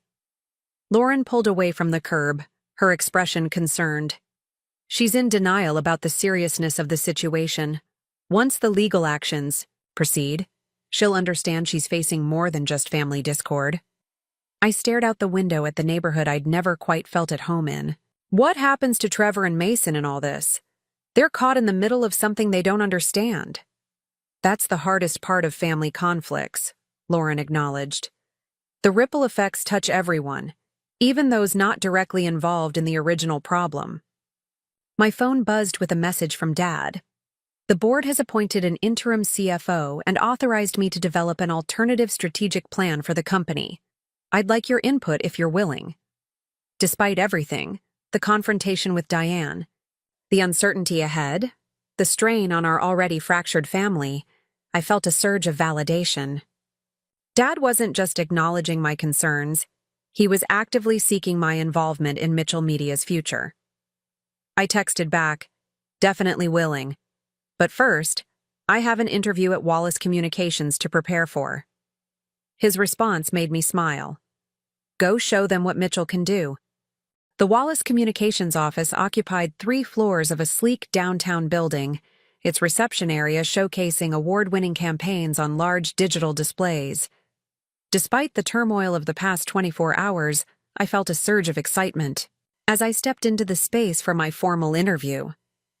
This moment represented everything I'd been working toward, recognition of my abilities separate from the Mitchell Media drama. Cassidy Parker? A young woman approached with a tablet.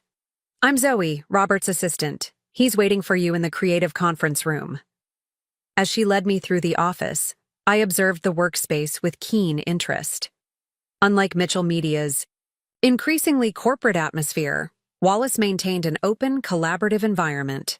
Design teams clustered around project boards, animated discussions flowed freely, and the energy felt electric. Robert greeted me warmly, introducing me to a panel of 3 others: Alicia Chen, Creative Director, Marcus Winters, Digital Strategy, Lead, and Tanya Brooks, Head of Talent Development. We were impressed with your application materials, Tanya began, but even more intrigued after Robert's conversation with you last night. He mentioned you have a unique perspective on advertising's future. For the next hour, I found myself engaged in the most stimulating professional conversation of my life. The questions weren't simple internship standards but challenging explorations of my creative philosophy, strategic thinking, and vision for evolving media landscapes. Despite my exhaustion and preoccupation with the Mitchell Media situation, I found myself fully present, energized by the exchange of ideas. Your concept work for Anderson Properties was particularly interesting, Alicia noted, referencing the speculative campaign I'd included in my portfolio. The approach bridges traditional brand values with contemporary digital engagement. Not many students your age maintain that balance. I believe enduring brands need both, I explained. Digital trends provide new channels, but the core storytelling fundamentals remain essential. Marcus nodded approvingly. That perspective aligns with our philosophy at Wallace. We've maintained growth precisely because we embrace new technologies without abandoning proven communication principles. As the interview concluded, Robert walked me out personally. I think it's clear to everyone that you'd be an asset to our program, he said. In fact, we'd like to offer you a position that goes beyond our standard internship. I looked at him surprised. What kind of position? A special project role, focused on developing fresh strategic approaches for established brands looking to reconnect with younger audiences. He hesitated briefly. Candidly, Cassidy, we've been following Mitchell Media's creative decline over the past few years.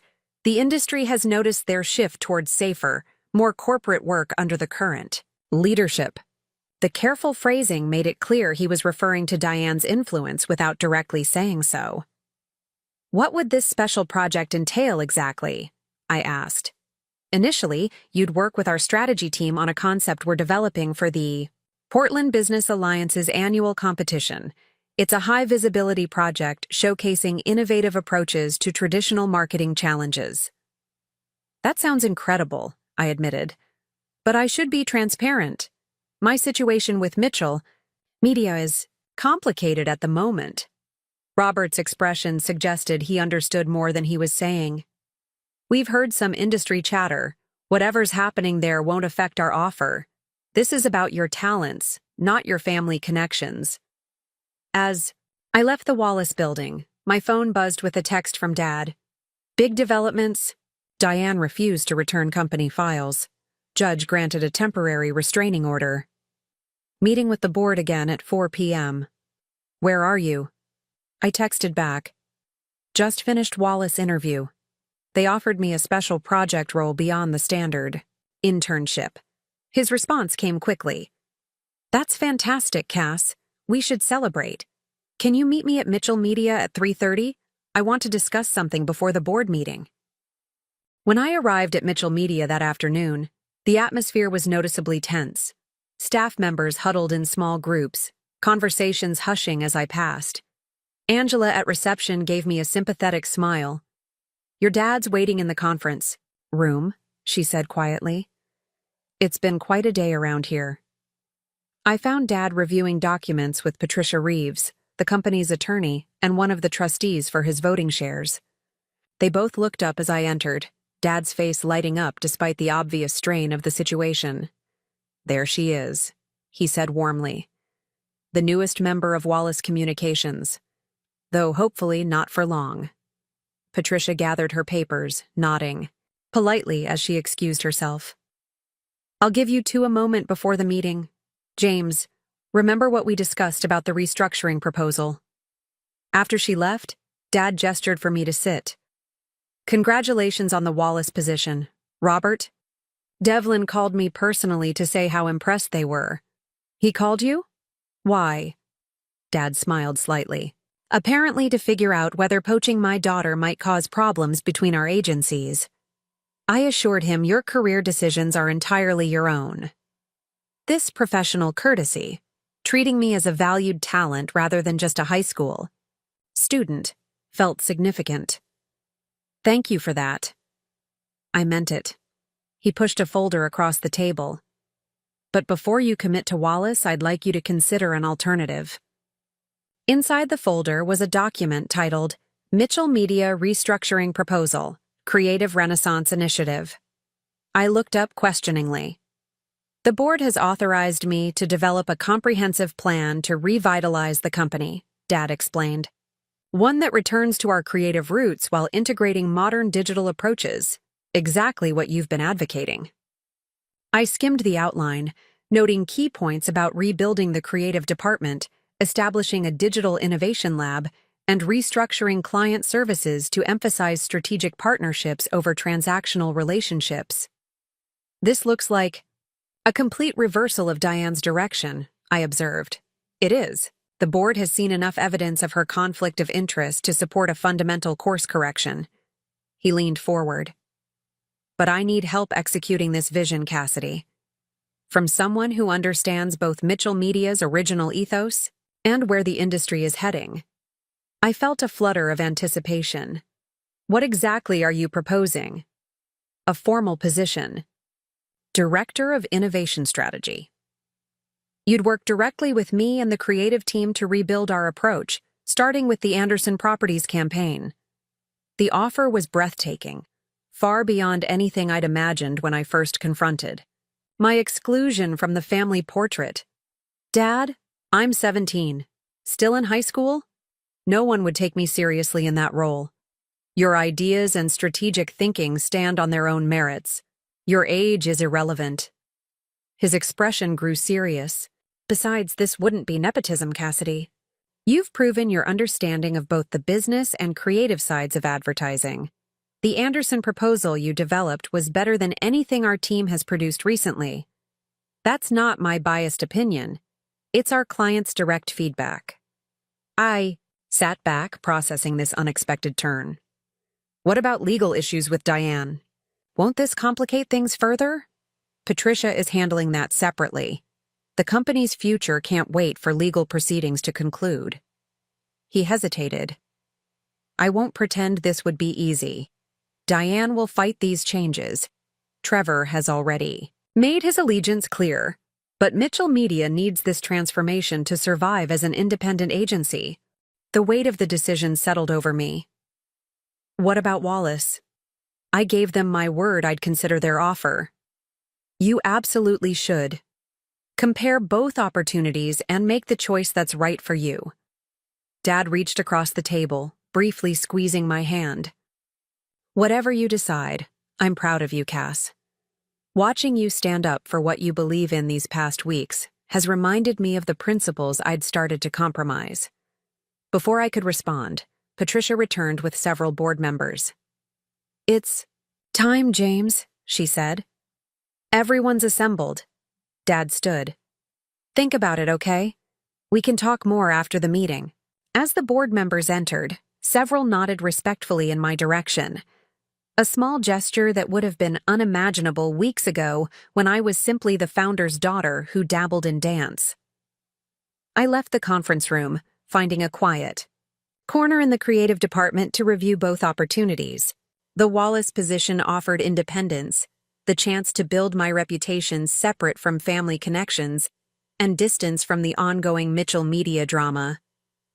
Dad's offer provided an unprecedented opportunity to help reshape a company I'd grown up loving, working directly with him to restore its creative vision. My contemplation was interrupted by a text from Mason. Mom got served legal papers.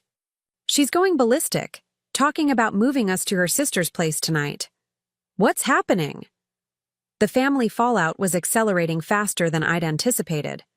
I called Mason immediately. She's packing our stuff, he said in a hushed voice. Saying Dad's lost his mind and trying to destroy everything. Trevor's helping her, but I don't know what to think. Mason, listen carefully. Mom and Dad are having serious disagreements about Mitchell Media's direction. There are also legal questions about some of Mom's business decisions. It's complicated, but you don't have to choose sides right now. His voice was small, younger than his 14 years. Does Dad know she's planning to take us? I don't think so. He's in a board meeting right now. I hesitated, not wanting to drag Mason deeper into the adult conflict, but knowing he deserved some clarity. Mom isn't just mad about business decisions, Mason. She's potentially facing legal consequences for her actions as CFO. Like criminal stuff? He asked, an alarm evident in his voice. I don't know exactly, but it's serious enough that rushing to leave might not be the best move right now. There was a long pause. I don't want to go to Aunt Karen's, and I don't think Mom's telling us everything. Trust your instincts, I said gently. You're smart, Mason. If something feels wrong, it probably is. What should I do? Can you stall? Tell her you need time to pack properly, that you have assignments to finish before leaving? I was buying time, knowing Dad needed to be informed about this development. Yeah, I guess. Trevor's all in with Mom's plan, though. Just focus on what feels right to you. I'll make sure Dad knows what's happening as soon as his meeting ends. After hanging up, I immediately texted Dad. Emergency. Diane is planning to take Trevor and Mason to her sister's tonight. Mason doesn't want to go. Need your advice ASAP. Then I texted Lauren. Diane escalating, planning to take the boys. Legal. Situation is getting intense. Her response was immediate. Coming downtown now. Don't let Diane see you if she shows up at Mitchell Media. The warning came too late.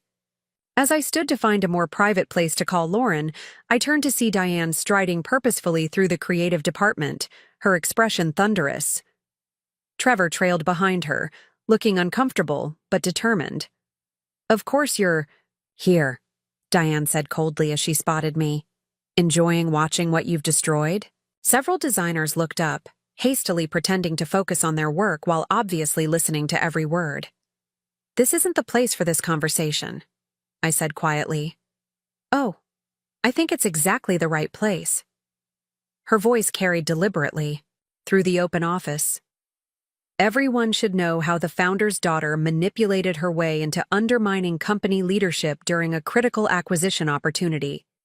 Trevor stepped forward, his face flushed. You've turned Dad against us, against the whole family.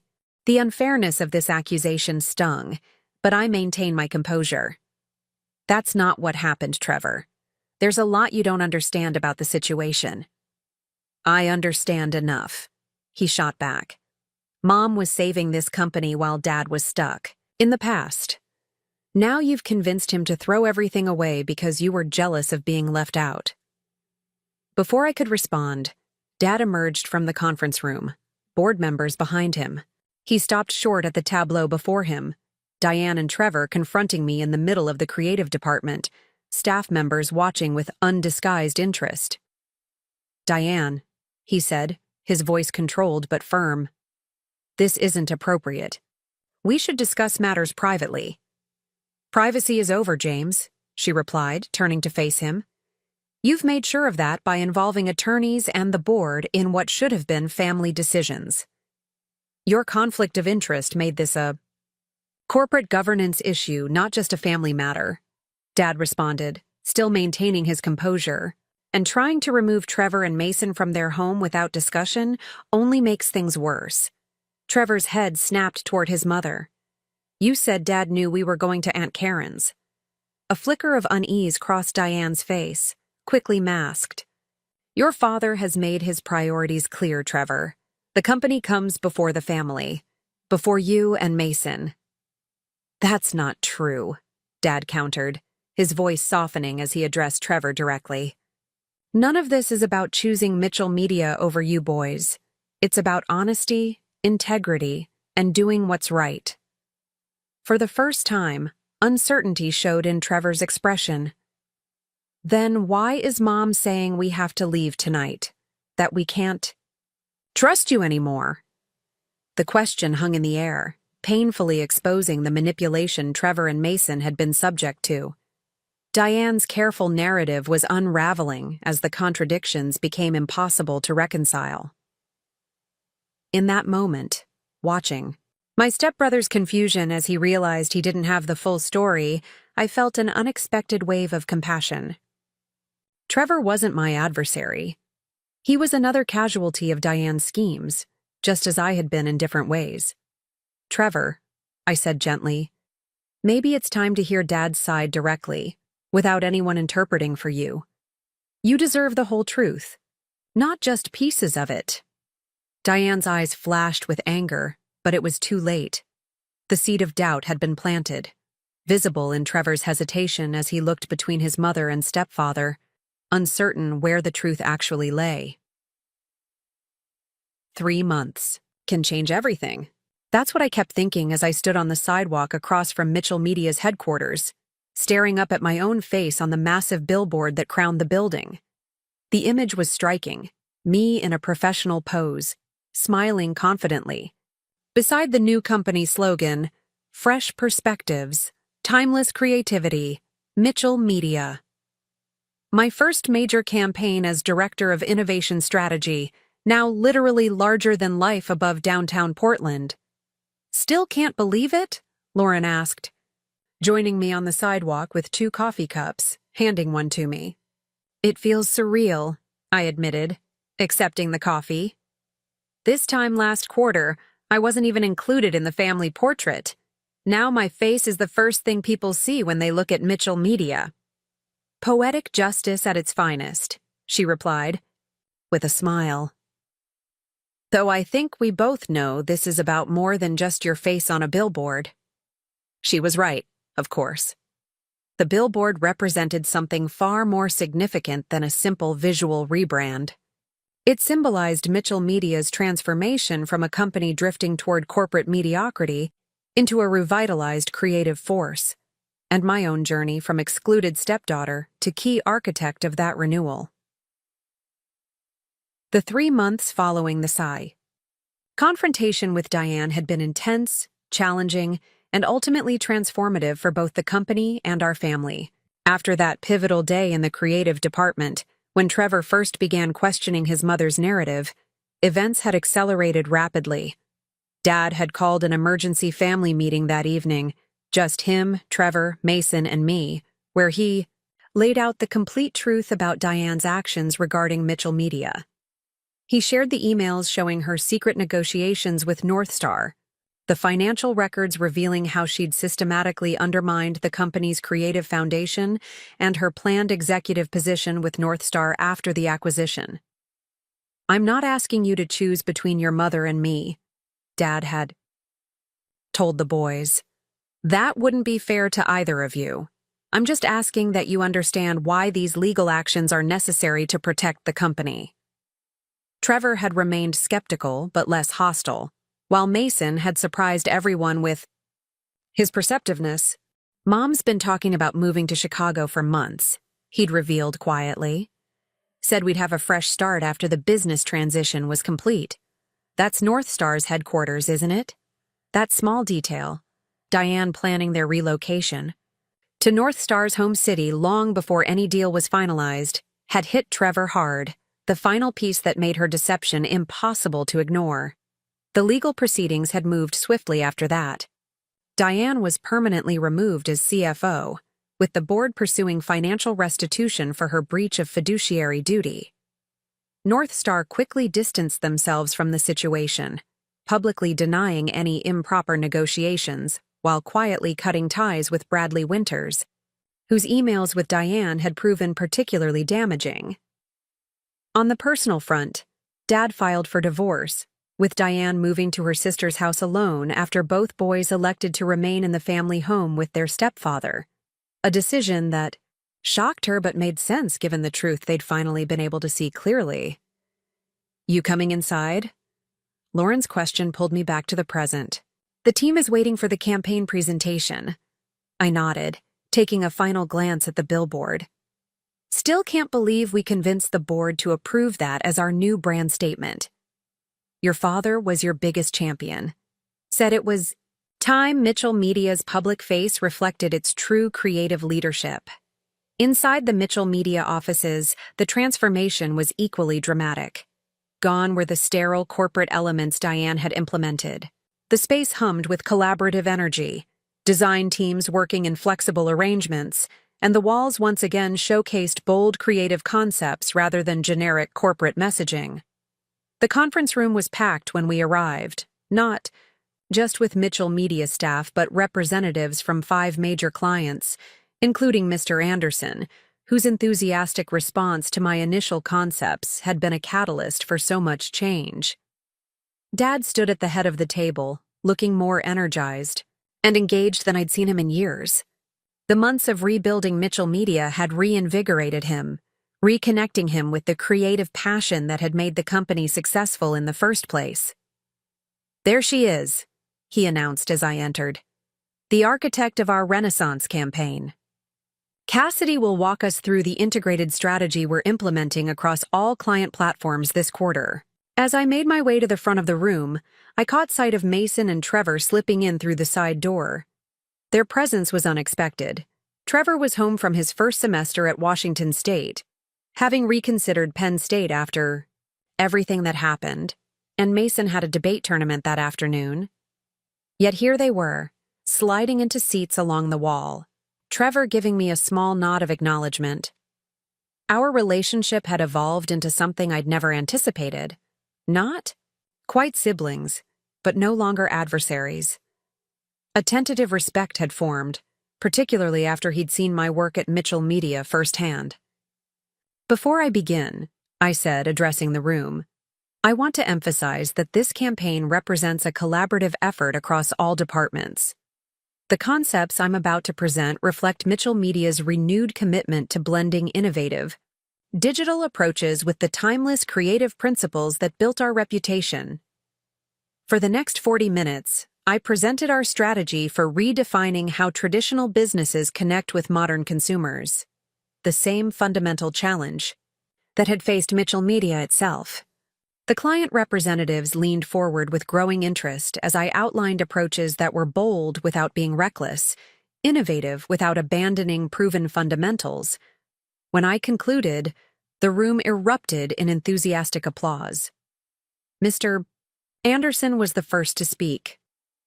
"This is exactly what we've been looking for," he declared. "Fresh perspective that respects our established brand values while pushing us into new territory. Frankly, this is the Mitchell Media we originally signed, with creative, strategic ahead of the curve." The other clients murmured agreement, several taking notes with evident excitement. Dad stood to wrap up the presentation, pride evident in his expression. "This approach, balancing innovation with proven fundamentals, isn't just our campaign strategy," he explained. "It's become our company philosophy, thanks largely to Cassidy's influence. Sometimes it takes a fresh perspective to remind us of what made us successful in the first place." After the clients departed with several scheduling immediate follow-up meetings, Dad pulled me aside. "That was exceptional, Cass. The entire team is energized in a way I haven't seen in years. It's amazing what happens when people feel their creativity is valued," I replied. "Speaking of which, how's the Wallace collaboration coming along?" Robert Devlin had immediately recognized the potential, proposing a formal alliance that allowed each agency to maintain its independence while collaborating on projects requiring complementary strengths. The arrangement had already brought new clients to both firms and reinvigorated staff at all levels. "Robert called this morning," Dad replied. "The joint pitch for the Portland Business Alliance campaign was approved unanimously. They want both agencies to present the final concept together next month." Trevor approached us, hands in his pockets, still carrying himself with the slightly awkward confidence of a college freshman finding his footing. "The billboard looks good," he said, his compliment genuine, if still somewhat reserved. "Mom's going to hate it." "Probably," I acknowledged. There was no point pretending Diane's reaction would be anything but negative. The divorce proceedings had turned acrimonious, with her bitterness intensifying as she watched Mitchell Media flourish under its new direction. A direction that prominently featured the stepdaughter she'd tried so hard to exclude. "She still doesn't get it," Mason added, joining our circle. "Keeps saying Dad chose the company over family, when she's the one who tried to dismantle everything." Dad put an arm around Mason's shoulders. "Some people have trouble recognizing their own role in creating difficult situations. Your mom made choices that had consequences she didn't anticipate. Like underestimating Cassidy," Trevor said unexpectedly, meeting my eyes directly. "That was probably her biggest mistake." The acknowledgement from my once hostile stepbrother felt like the final piece falling into place in this long, complicated journey. Not perfect resolution. Life rarely offers that, but a genuine recognition of truth. Later that evening, as the sunset painted Portland's skyline in golden hues, our unconventional family gathered on the patio of Dad's new downtown apartment. The divorce had necessitated selling the West Hills house, but the change felt appropriate. A fresh start in a space without the lingering tensions of recent years. Mason was setting up the grill while Trevor and Dad debated the merits of different business programs at Washington State. Lauren chatted with Rachel, who had become a regular presence at these informal gatherings, her small agency now formally aligned with Mitchell Media for certain client projects. I stepped back, observing this reconfigured family with a sense of wonder at how dramatically circumstances had changed since I'd first discovered my exclusion from that family portrait. "Penny for your thoughts?" Lauren asked, joining me at the railing overlooking the city. In the distance, the Mitchell Media building was visible, my billboard catching the last rays of sunlight. I was just thinking about how differently everything turned out than I expected, I admitted. When I first realized Diane had deliberately excluded me from that portrait, all I wanted was to be recognized, to not be erased from my own family. Lauren nodded. And now? Now I understand it was never really about being in the picture. It was about having a voice, in the family, in the company, in my own future. I gestured toward the gathering behind us. This isn't what I imagined family would look like, but it's real in a way it never was when Diane was manufacturing the perfect image. That's the thing about authentic connections, Lauren observed. They don't always look perfect from the outside, but they're built on something substantial. Dad called us over as he prepared to make a toast, raising his glass as we all gathered around. To new beginnings, unexpected partnerships, and the courage to fight for what matters most. As we clinked glasses, my phone buzzed with a message from Angela at reception. "You won't believe this. North Star's stock dropped 15% today after losing the Westlake account. Rumor is they're struggling without the acquisitions Diane promised them." Poetic justice, I smiled, slipping the phone back into my pocket without sharing the news. Some victories didn't need to be announced. They simply needed to be noted as confirmation that standing up for what's right eventually bears fruit. The billboard with my face might be the most visible symbol of transformation, but the real change was much deeper. In Mitchell Media's renewed, creative spirit, in our reconfigured family's genuine connections, and in my own understanding of what it means to truly belong somewhere. Diane had tried to exclude me from a carefully staged portrait that represented the image of family rather than its reality. In doing so, she had inadvertently set in motion events that led to my face becoming the public image of the company she'd tried to sell out from under us. But more importantly, she had pushed me to fight for my rightful place, not just in a key photograph, but in the living, breathing, imperfect family and company that were my true inheritance. As the sun set over Portland, casting long shadows across the city, I raised my glass in a private toast to my younger self, the girl who had stood staring at that family portrait, feeling erased and insignificant.